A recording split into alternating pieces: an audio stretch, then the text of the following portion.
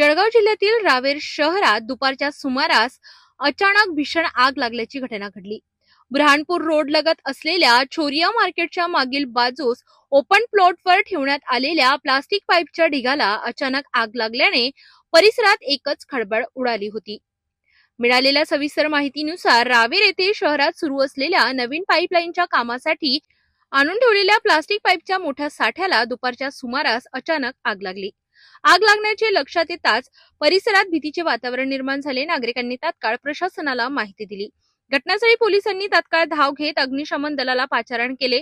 अग्निशमन दलाने वेगाने कार्यवाही करत आग आटोक्यात आणण्यात यश मिळविले। या आगीत प्लास्टिक पाईपचा संपूर्ण साठा जळून खाक झालाय। मात्र सुदैवाने कोणतीही जीवितहानी झालेली नसल्याची प्राथमिक माहिती समोर आली आहे। आगीचे नेमके कारण अद्याप समजू शकले नसून पुढील तपास सुरू आहे।